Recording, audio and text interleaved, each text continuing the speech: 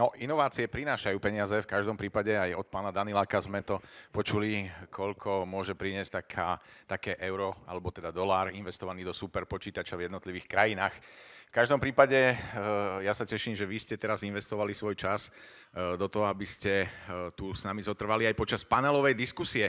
Nasledovať bude v ďalších minútach a pripravená je naozaj so zaujímavými témami. Budeme sa rozprávať o exporte toho dobrého, čo na Slovensku máme.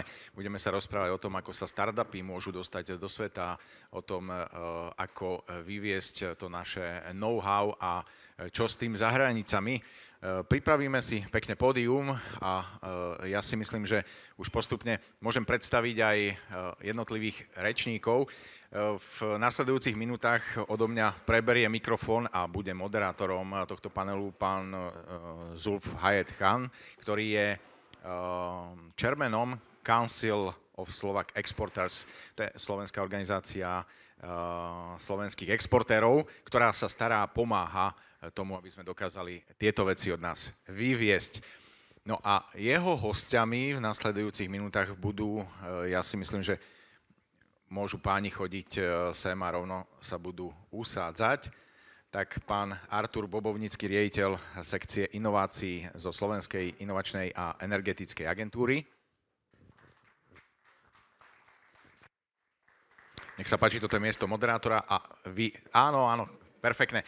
Pán Heliodor Macko zo spoločnosti Seak, spoločnosť s unikátnou technológiou pre inteligentné ovládanie, osvetlenie a nabíjanie. Nech sa páči. Pán Adrián Stolár, obchodný riaditeľ Heneken spoločnosti. Žiadne I som tam nedal, takže dobre počujete. Heneken. No a pán Rado Mizera, ktorý je partner spoločnosti Solft. Je to fínsko-slovenská spoločnosť a určite sa dozvieme aj to, že ako sa Slovák stretne s Fínom v biznise. Na hokeji to asi nebolo, ale to už sa dozvieme. V saune, áno, v saune a s osobom. No paráda, už len moderátor.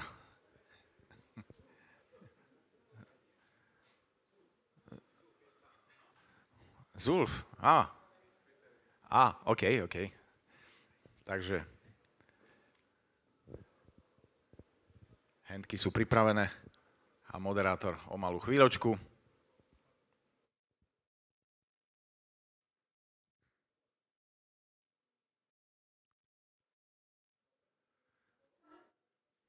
Testing on the stage.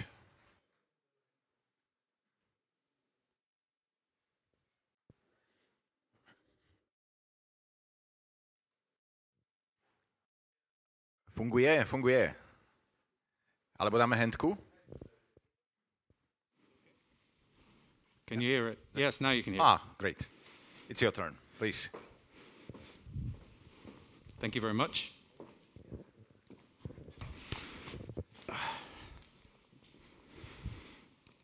Ladies and gentlemen, my name is Zulf Hyatt-Khan and I'm the Deputy Chairman of the Council of Slovak Exporters. In today's panel, I will moderate a broad discussion that's focused on the competitiveness of Slovak innovation in a global market.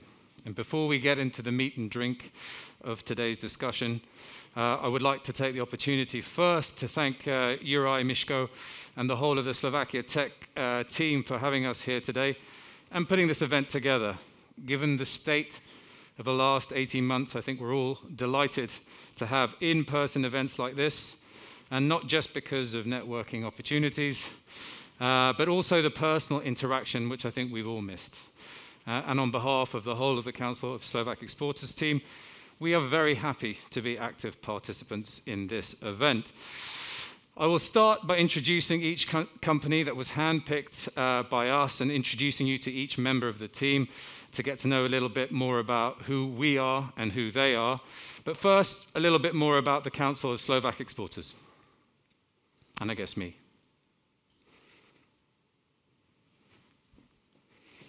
Odkiaľ začať, kde získať dôležité informácie o zahraničných trhoch, možnostiach financovania či štátnej podpory? Je tu pre vás portál exportéry.sk, na ktorom nájdete všetky potrebné informácie na jednom mieste. Niekoľkokrát denne aktualizujeme ekonomické spravodajstvo a informujeme vás o novinkách v oblasti exportu a medzinárodného obchodu. Pripravujeme pre vás komentáre a analýzy na rôzne medzinárodné témy, pravidelne nahrávame podcasty s našimi členmi a zaujímavými firmami a verejne obhajujeme záujmy slovenských exportérov.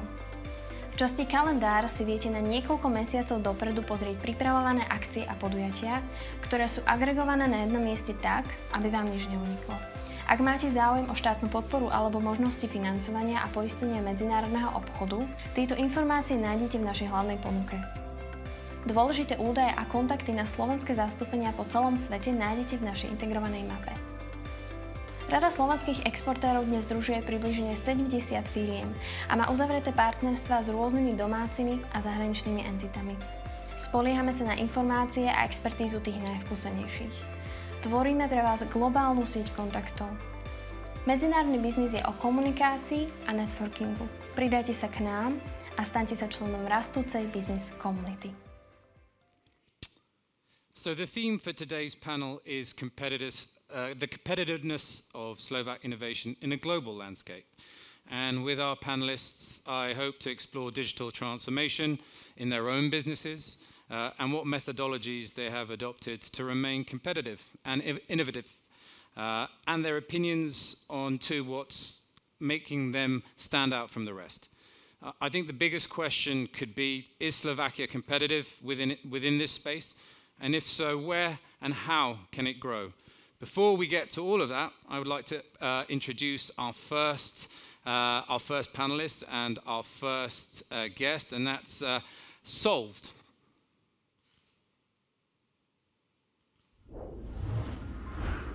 A wicked challenge.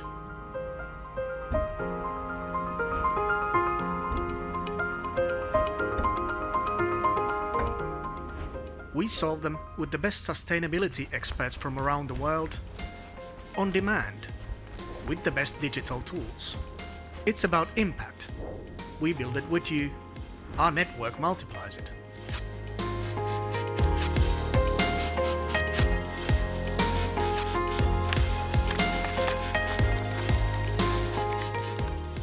Our expert marketplace matches the best experts from around the world to jobs that need to get done, on demand, easy, quick.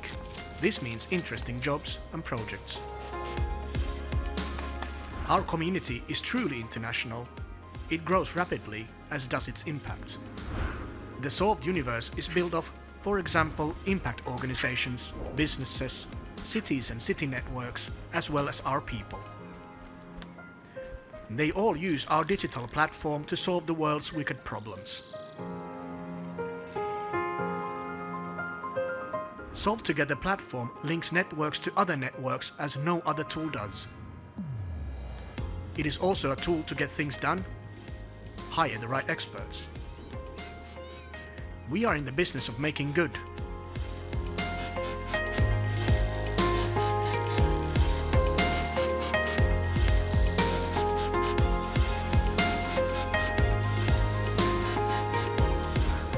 The bigger the impact of our community, the better it is for us, our partners, and the world. Join us.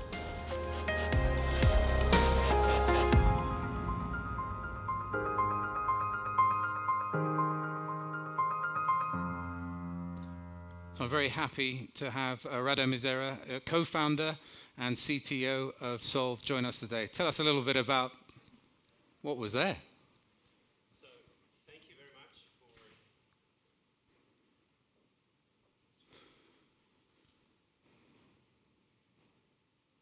I've had a few hiccups today. I'm sure we'll get there.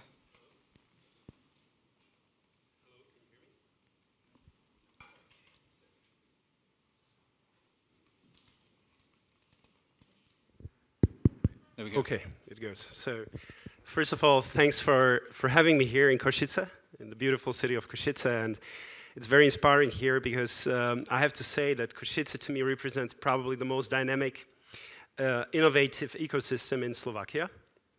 I originally come from Bratislava, so I think I can be quite open about that. Very briefly about Zulf. So we are a spin-off company which originally initiated in the Finnish trade and investment promotion organization, which is called Business Finland. At that time, it was called FinPro. And some 10 years ago, we have been really intensively thinking about what's the future of exports of innovation-driven countries and societies like Finland or Denmark. First of all, it's a very strong focus on sustainability. So those societies are really trying to solve the most pressing problems of today, like climate change, loss of biodiversity. They have profound knowledge, profound competence. They've been really building and strongly focusing on innovation for past decades. But however, they've been really critically thinking, okay, in the future, it will not be as much about exports of technology, but rather about exports of know-how, expertise. So some 10 years ago, we started building a community of experts, which were originally nominated by Finnish companies. We have been creating a digital platform to link these experts to different projects around the world, and this way transfer the know-how in a very fast manner. In 2013, we made a spin-off, so we became a company of our own. So for the past 8 years, we have been basically focusing on building digital networks of experts and connecting these experts to different challenges. Of course, a small company needs to constantly transform its business. The world is very dynamic. And very recently, we changed our business model, where we are now currently providing our digital platform as a product. And we are not only using it ourselves, but we are providing it to other different innovation ecosystems, different networks. Exportérov, for instance, is one of them. But different networks which need to digitally establish very fast, so they need to digitally transform, and they need to cooperate in a new fashion and in a new manner. And if you would be asking me about what's innovative about our product and about our technology, I will mention one specific project that we did some 2 years ago. Actually, it was in March 2020, when really the COVID outbroke. And the project was actually Sme pripravení. It was a volunteering platform through which we would be connecting medical volunteers to hospitals in Slovakia in order to provide help to these hospitals. And it was actually powered by our technology. The platform was built in 5 days. So the innovativeness really comes with the time, how fast we can build such a digital platform. It doesn't need to be built from the scratch. And within 2 weeks, we got more than 1,500 medical volunteers, mostly students of medicine, being connected to more than half of Slovak hospitals and providing a volunteering help in a value of more than hundreds of thousands of euros. So this was for me really a moment where I said to myself, okay, perhaps we are doing a good job, and in such a short time we could provide a very tangible help to these hospitals. Even though we are focusing on sustainability, but this was an example how our technology could be used. Thank you very much, Rado. And I think we'll touch upon digital transformation. I think everybody was affected by the pandemic, and lots of businesses had to pivot and had to change, and it woke a lot of people up. Some good, some bad. You mentioned impact there as well, and we're glad that platforms like yours make a difference in the world today. And that's another thing that's critical. And last but not least, thank you very much for partnering with us at the Council of Slovak Exporters, and we very much enjoy our collaboration. Without further ado, we will go to our next guest, and that's Seak.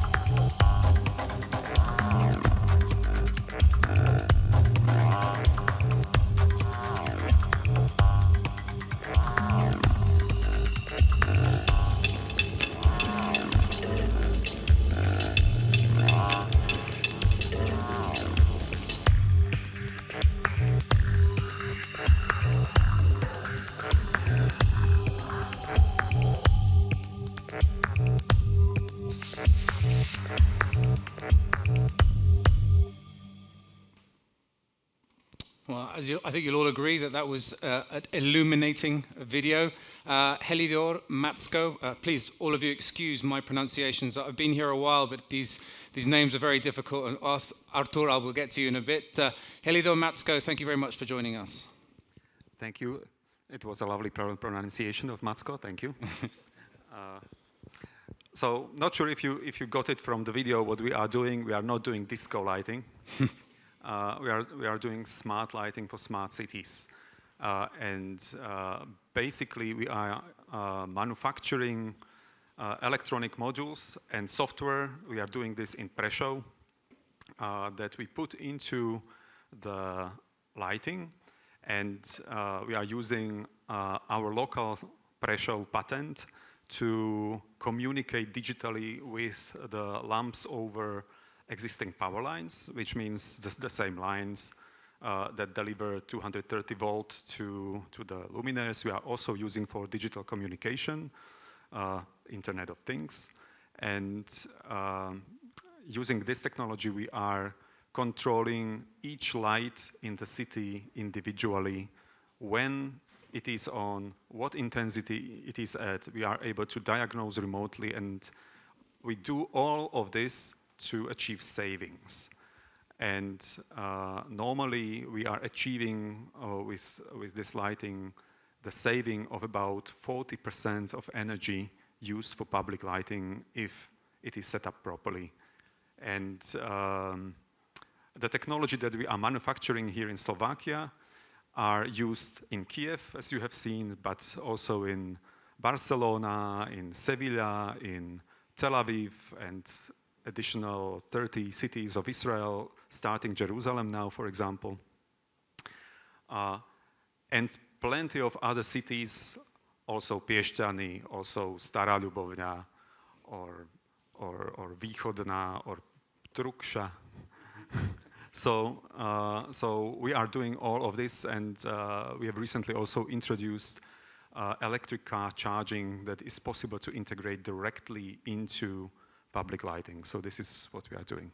Thank you very much. That's Heliodor Macko, CEO of Seak. And you mentioned, and the topic of the discussion today we will broaden into is Slovak businesses that have global impact. And you mentioned 30 or 40 cities that you're already involved in around the world and not just limited to Slovakia. And I think one of the debate topics we will have is, how do we get that message across that there are Slovak businesses like yours that should have this global footprint, and more information about that as we go on. But now we'll move to our next panelist and our next presentation, and that's Heneken.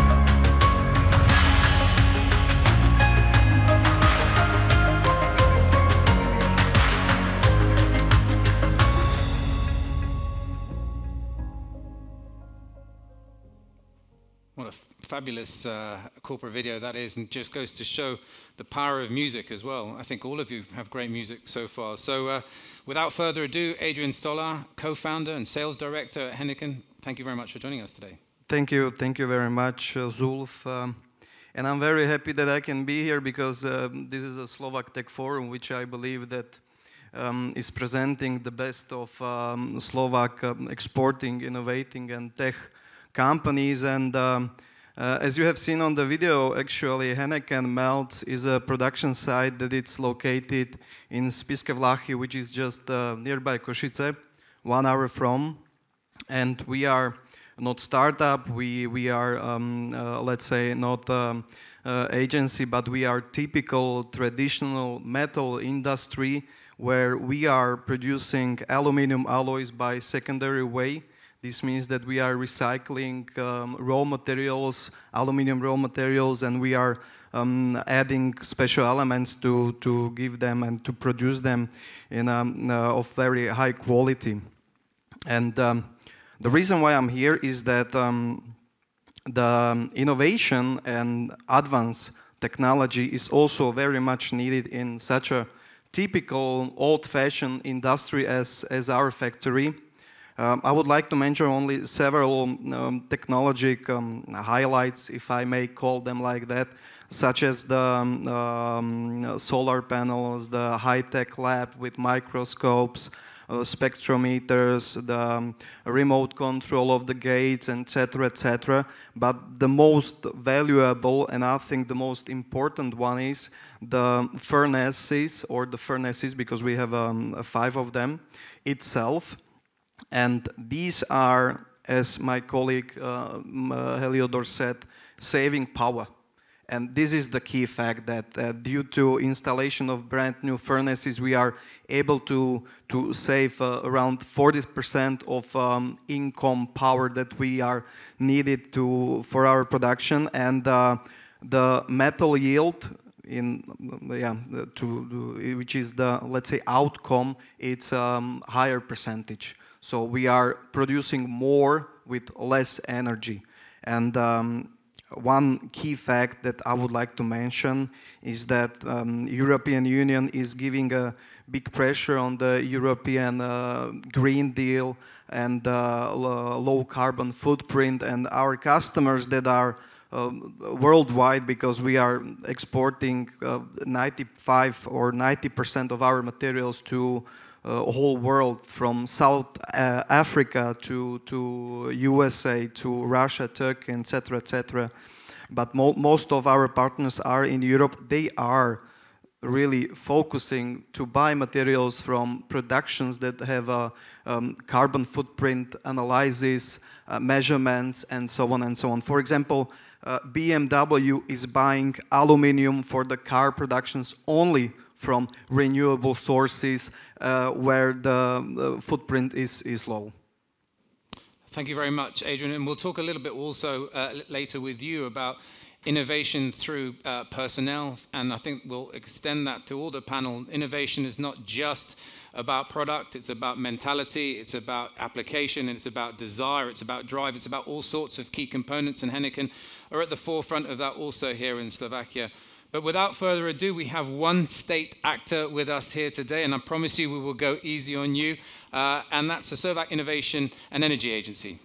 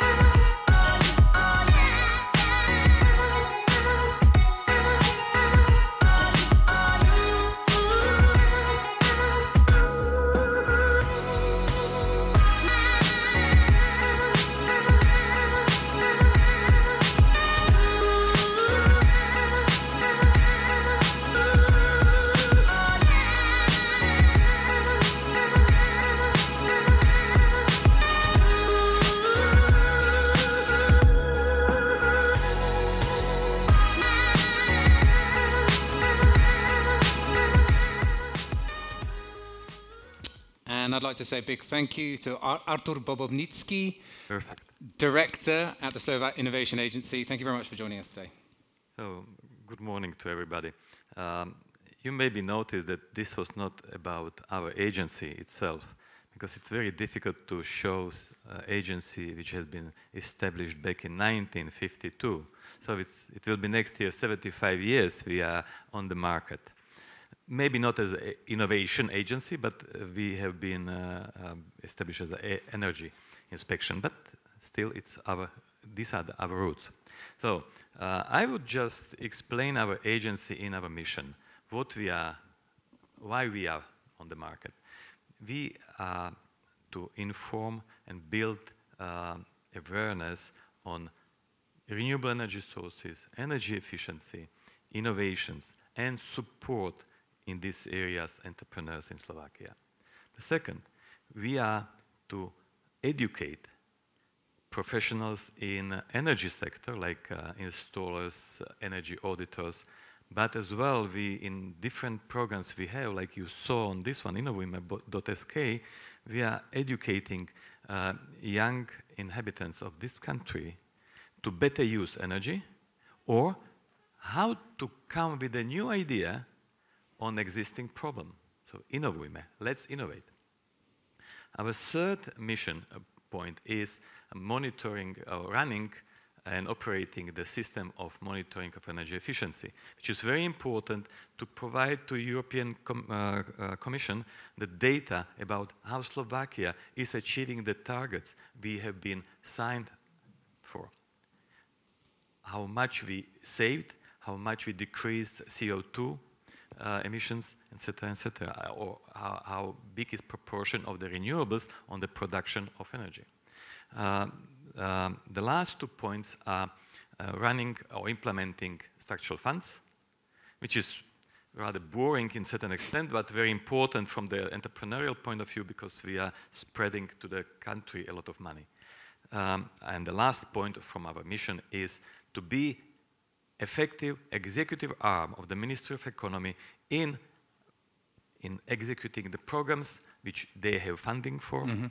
We are running these programs, we are collecting information, we are collecting applications, we are administering them and sending them back to ministry to sign the contract. So that is effective executive arm of the Ministry of Economy. Thank you very much, Artur. One of the two things I'd like to pick up on there just briefly, and it's things that I'd like to talk to the rest of the panelists about as well in a while, is education. And I think one of the core pillars of every burgeoning business, every innovation starts with people. And educating people to put them in a position to be able to deliver the next generation of solutions is critical. And I think that's an area where I think we can all agree that Slovakia has a large area to improve, but agencies like yours are there to do that. And then funding. And you mentioned that you're spreading a lot of money through the country, which is absolutely wonderful. And traditionally a pretty conservative environment, and I think now Slovakia is warming to the idea that you have to speculate to accumulate. Invest, invest, invest, and then you bring innovation, innovation, innovation. So those are the broader discussion points that we will talk about in a while. But thank you very much, Artur, for joining us here today. And thank you, all of you, for joining us here today. So we've got part of the formal, part of the introductions to who you all are, and I'm very happy that you are here today and joining us.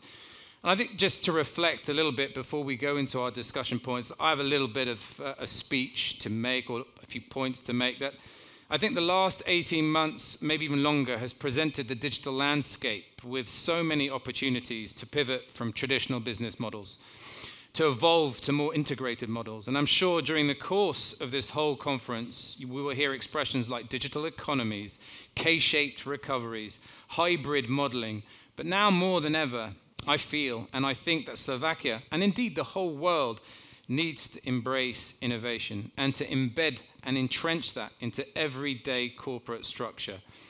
Export, I also think all our panelists will agree, is crucial to any business, and it takes many, many forms. You can export a product from A to B. You can export innovation. You can export people. You can export idea.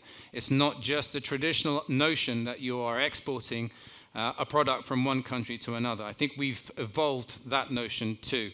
And it's interesting that you've all mentioned your involvement in the idea of innovation, of exporting knowledge and share base as well.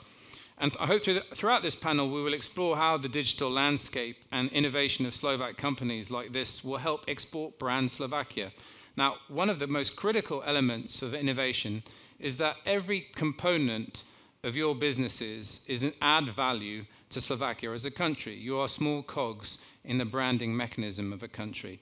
So the more successes that your companies have and your agencies have, the more we export brand Slovakia. And I'm hoping also with the upcoming Dubai Expo, and we'll talk a bit more about that there'll be the opportunity to showcase some of that innovation too.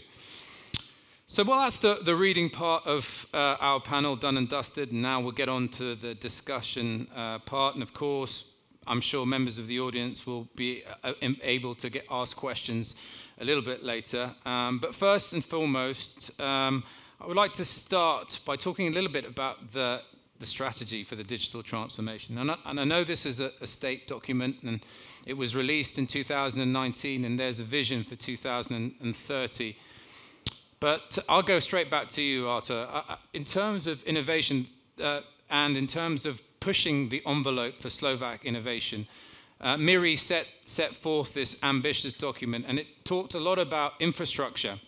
It talked a lot about education, and it talked a lot about promotion.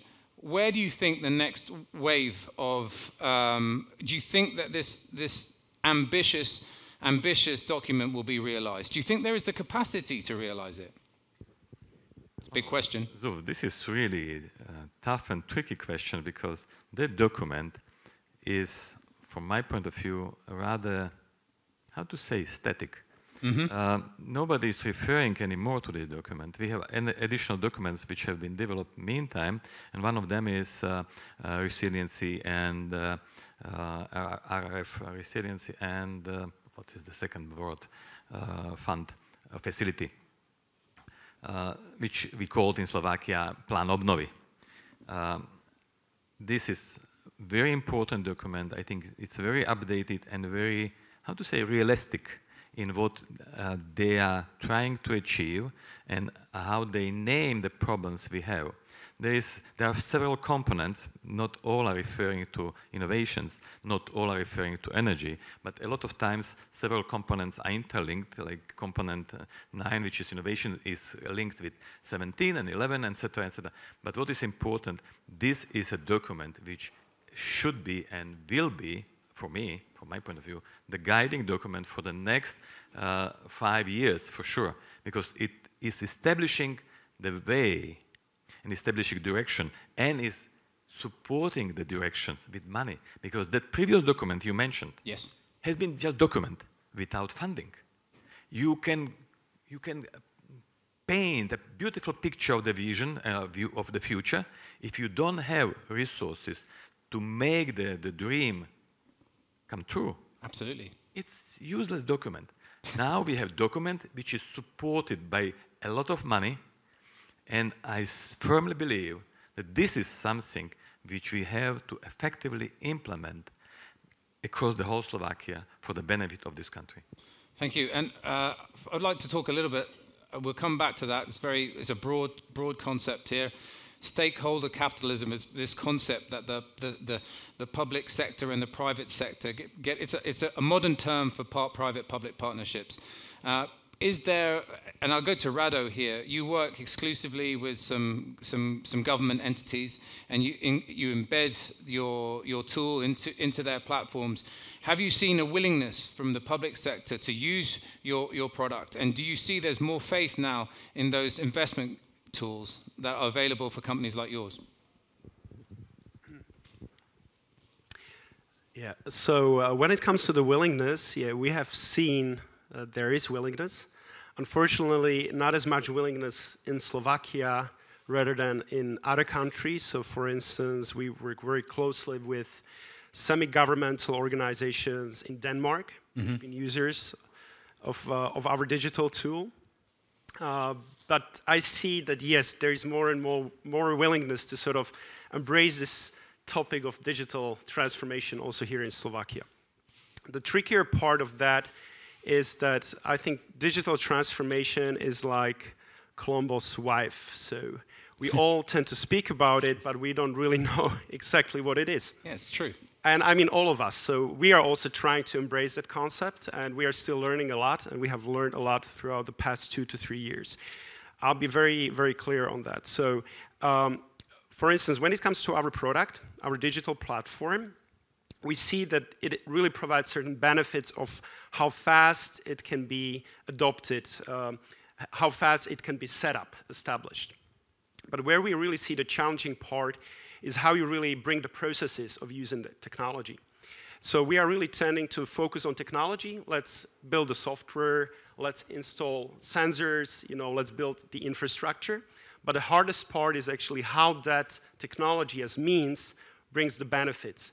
And there you really need to do a lot of awareness raising. You need to educate people on building the processes, running the facilitation, really getting the most out of that technology. And even in countries like Denmark, it's a rather very new thing, and they're learning it. So I'm saying we don't really know, all of us, like how to really optimally run it, but we are learning, and we see there is actually a tremendous work that needs to be done in terms of turning the technology into the benefits, into the value. And there we really need to build the processes around it. And that's the hard part. I think I've got a follow-up question for you. And I love the analogy of Columbo's wife. And again, this digital transformation that everybody's talking about it is a buzzword. It is an expression that we're using. We don't really know necessarily what it means, but it makes us all sound smart. In terms of the startup environment, and there are many startup vehicles that are state-funded, some are private.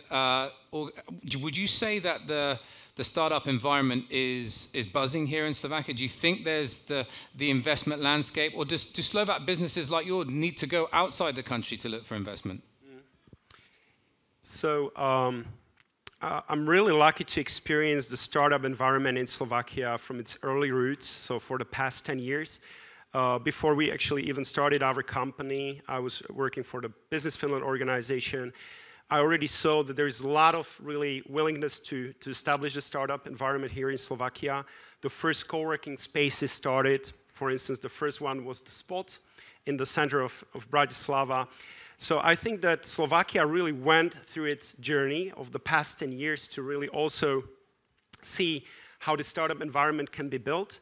But I think there's still a way to go. And there are many, reasons for that, and perhaps we can't really touch on all of them in a nutshell.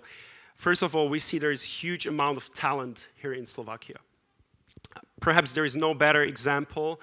I always ask this question: have you heard of name Andrej Karpathy? And if you have, please raise your hand.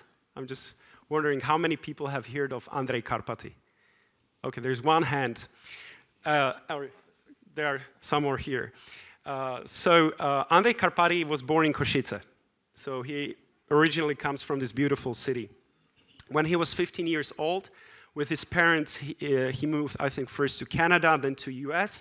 He did his PhD at Stanford University, and he ended up becoming the director of AI for Tesla, for Elon Musk.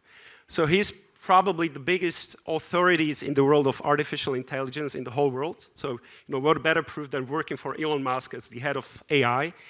And he originally comes from Slovakia. And I think this has been the story of Slovakia historically.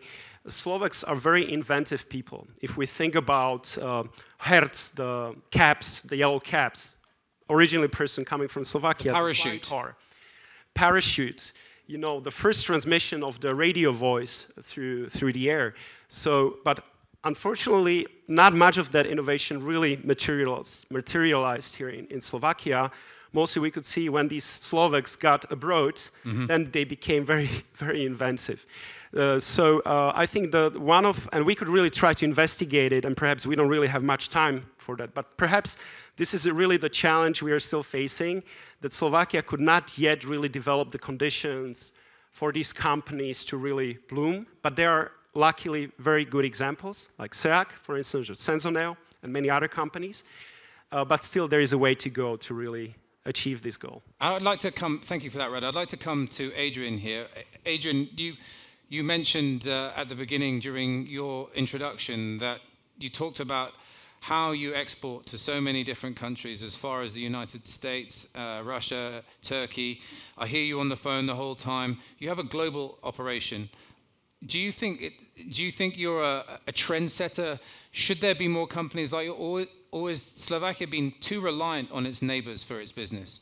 You had to decide at one point you needed to take your business outside Slovakia.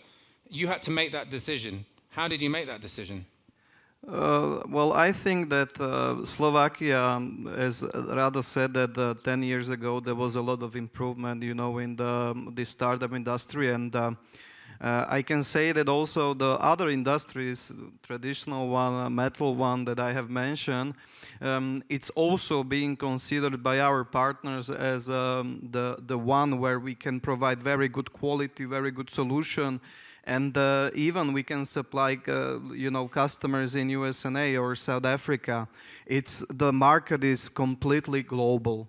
There are no limits, no boundaries. So you can buy material from wherever you can sell material whenever you can or wherever you can. And actually, our industry, the metal industry, is changing a lot past years after the COVID crisis. For example, when we started from Slovakia, supply China, which was for me something that I could not imagine, and in my professional life I have never ever sold anything to China, but it started to work. You know, the Chinese got their information and the knowledge that yes, we are good.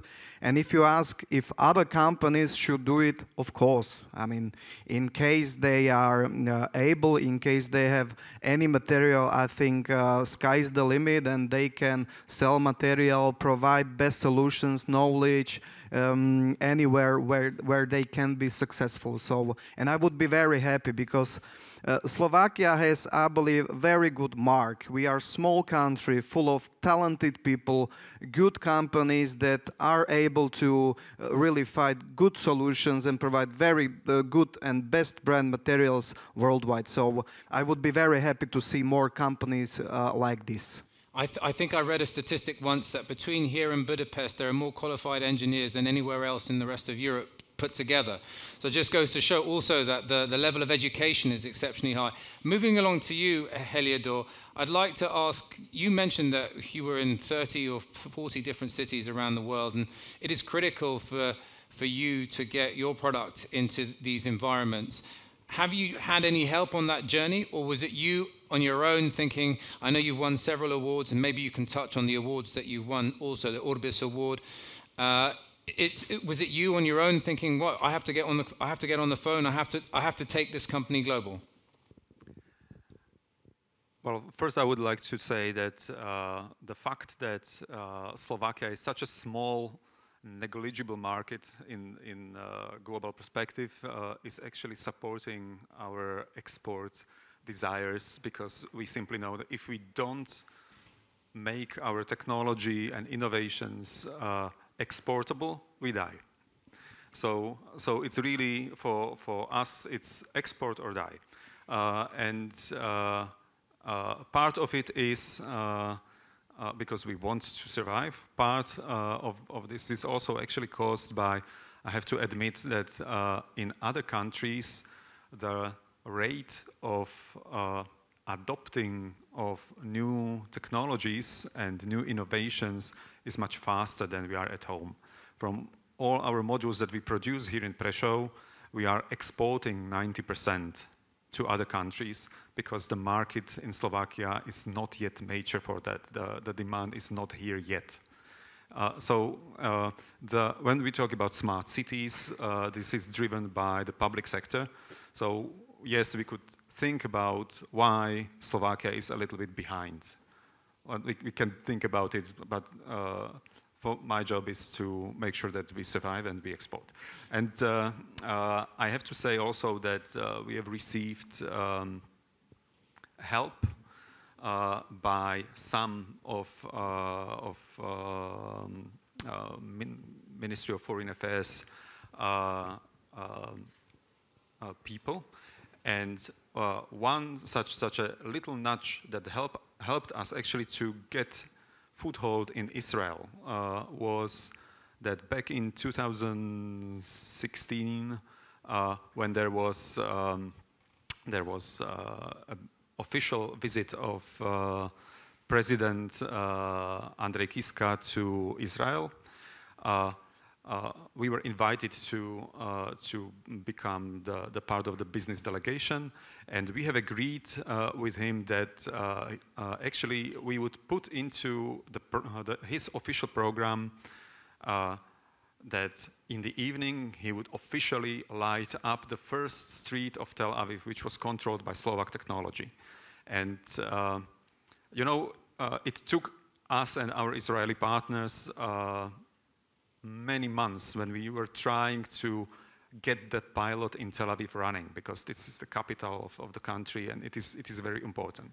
It took one phone call from the embassy to the municipality saying, we are the embassy and the president would like to do this little event in 2 weeks' time. Could you please help us out? In 2 weeks, everything was done, which we couldn't make happen for 6 months. And this really helped us to start rolling in Israel. This is where we get the help. So I've got a question. I've been nice for a while, and now I'm going to go into a little bit of the nitty-gritty. All of you have wonderful success stories, and all of you have global partners. Why don't we hear about any of these success stories outside Slovakia? I'll go to Rado here. Why aren't there Slovak, everything is ESET, SIGIC, Pixel Federation. Why aren't there more success stories in international media? Why do you think that is? Is there a branding issue? Yeah, this is a good question. I will use sort of a... Another analogy? So I've been working with Finland throughout my professional career for 16 years. And Finland is considered one of the innovation leaders globally. So it's about the same population as Slovakia. We have a lot of similarities. I think Slovaks and Finns we're very close to each other. However, really, if we see what Finland has achieved throughout those past years, it's a tremendous success story, something to be truly inspired about here in Slovakia. And I think Finland has been also facing the very same challenge. If you put Finland in the context of Nordics, the Swedes or Danes, they would be always more sort of marketing guys. They would really be able to sell their products, even if they were not maybe the most innovative ones. Finns, they would be really one of the engineering minds. They would always build the best technology, but they were not very successful at selling. So Finland has been really taking some major steps and improvements in order to build its brand, its image, and be able to internationalize. So I think Slovakia is perhaps seeing the very similar kind of a challenge, that we are very innovative minds, but we haven't been the best at selling, at branding, and at communicating these stories. So how to change that?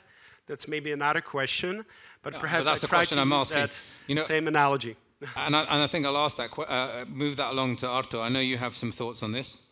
Yeah, but perhaps just very, very shortly to answer that, Finland has been something that they call Team Finland, how to bring all the actors together, the public, private, and that's perhaps a way to achieve like a common platform, something we could do here in Slovakia. I would be a little bit contradictory comparing to Rado. Good. Several years ago, in my previous assignment, I was part of a big international analytical project trying to understand why successful companies are really successful. And there have been analyzed several factors like type of culture, intensity of the culture, development of core competencies, internal competency, development of the people, of the staff, market position. But we realize there are two most critical topics or competencies within the company, which are bringing company on the top level. It's innovative orientation of the top management and ability to bring innovation to the market. It's not sufficient to have ideas. You have to bring the ideas on the market. So that's maybe an answer why these companies are successful. They were able to bring innovations on the market, and why Slovakia is not as much successful, because we are sleeping on a wonderful pillow. We have a production of the cars for since 1991, when Volkswagen joined or came to Slovakia, buying Bratislava factory. We have been bringing only manufacturing, very labor-intensive production to Slovakia. And when we try, already in SIA, we have been asking several companies, how are you innovating? What kind of percentage from your income you are putting into innovation? One of the answers, and I think very, very important for this audience, was we are not innovating, we don't need. We have our order book full for next 2 years. But this company was precisely the company delivering to the car or automotive industry. And what will happen in next 2-3 years? Everything will change. The whole business model is changing. And these companies, without innovations, will lose their position. So we have to find something which will help those innovation ideas, which are born every day, to be introduced to the market. And that's why we need described, well-executed programs. I'm not saying that the government can do things only. Sure. No, it must be joint work of the public and private society, which is supporting new things, new innovations, and helping them to go to the market. I think at the Council of Slovak Exporters, we have a mission whereby we believe strongly in a bottom-up approach. I think empowering younger people to be engaged in everyday decision-making and not having this hierarchical structure which has traditionally existed here for many years is also critical. And that's a personnel issue, that's a mindset shift. And I think that will take time, but it will happen. I know, Adrián, you have something to say? Yes, thank you very much, Zulf. So, what Mr. Bobovnický said, I could not more than agree, because our company actually was established in 2007, and 10 years from 2007 we have been only a trading company. So we have been trading metals worldwide, and then in 2017 the decision of buying such a production came, and we acquired that one asset. But we have more companies. We have actually 3 companies in our portfolio that are producing one, and then another 4 companies worldwide, one in Stockholm, one in Istanbul in Turkey, one in Belgrade in Serbia. So, and I could not more agree, because we are all efforts, or our strategy is following. We call it 3I, and the first I means innovation, second one is investment, and the third one is implementation. So exactly, and this process needs to be adopted on, I would say, a permanent basis, because today the market is developing very fast, and without any efforts on investment, simply the company will not be able to success. You know, even if you just look back 5 or 6 or 7 years ago, how did you use your cell phone, and what can you do today with your cell phone? You can control almost all your house, your car, or whatsoever. So, I mean, without investment and good implementation, you are not able to be successful also outside, or let's say outside of Slovakia. And the answer for your question, what I think is that to remain doing the 3I matters that I mentioned, and to keep it for at least such a period, you know. And I know that it's not easy, but the company needs to be sustainable, and then the success, money, profits are definitely coming and are being recognized as well worldwide. And I may say for our company, the Istanbul branch office, that it's already there for 4 or 5 years, Within the Turkish market, we have already our brand Heneken, and our partners, they know that we are reliable and good partner to make a business with them. So, innovate, implementation, and investment. And I think you deliver on your mandate. I'm going to go quickly now to some of the questions, and Heliodor, I'm going to pass this one straight to you. This is a broad question, but we'll start with the first one. How much do you invest in innovation? It's a very broad question, but I'm sure you have an idea in how that works, because R&D is a very big part of your business. R&D is very important for our business. I have seen it on the monitor, so I was calculating a little bit. Last year, we have invested into R&D 9% of our revenues. And that's... But if you don't innovate, you die. I think that's the theme of the panel. Rado, how much would you reckon in innovation? You're in a very competitive landscape. Yeah, so definitely. And I think, of course, there's the challenge of companies which build the MVP, and then they really see that they're the first signs of achieving the successful sales, but they are still on the very, very early stage of kind of scaling that business model up.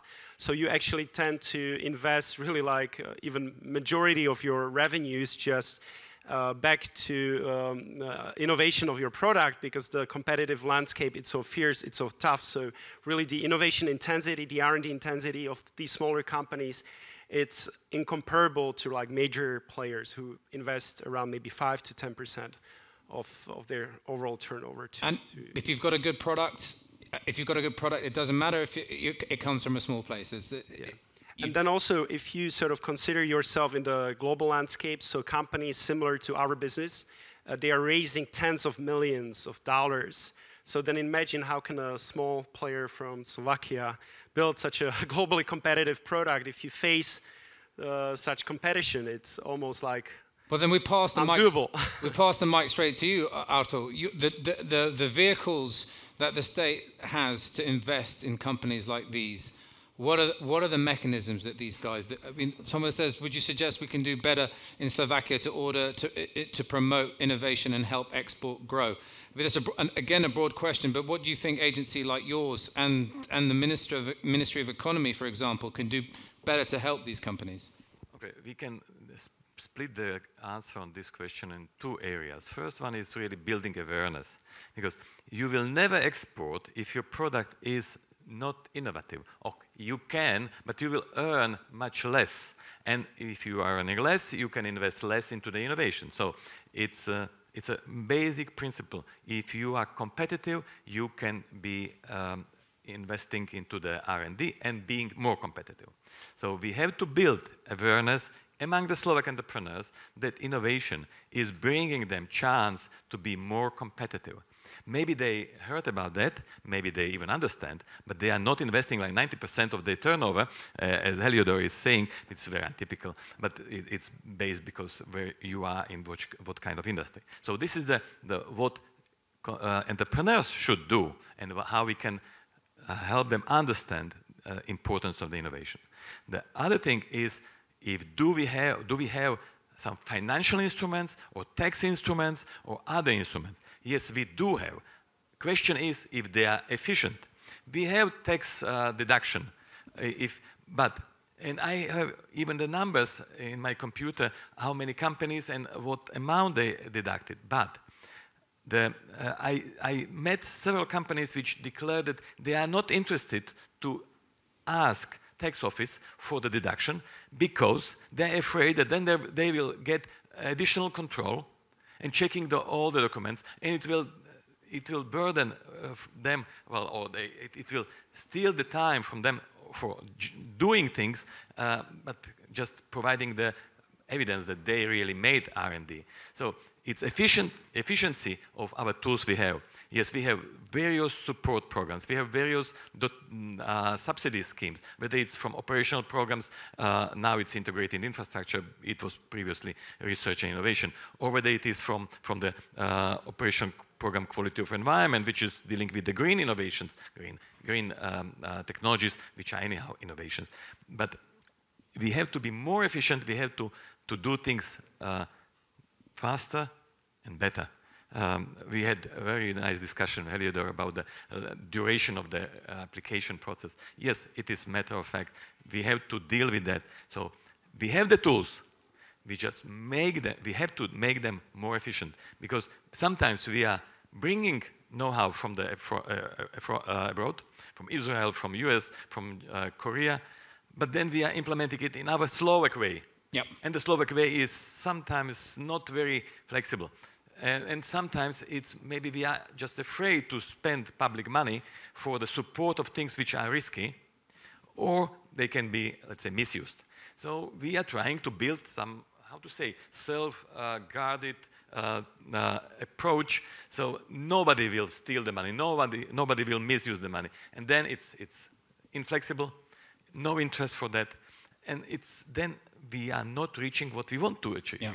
And that's why we have only 0.885 of the GDP, from the GDP, public and private investment into R&D, one of the lowest in Europe, one of the, well, for sure lowest in the V4 countries, and it's miserable, really miserable. That's why Heliodor's example is not typical. I think we're going to conclude on that note, and I'd like to thank each of my panelists here. I'd like to thank Artur Bobovnický, Rada Mizera, Heliodor Macko, Adrián Stolár, and I'd like to leave with just a couple of thoughts for just some conclusions from what we've discussed today. I know I've got the man in my ear like the Oscar speech saying it's time for us to finish.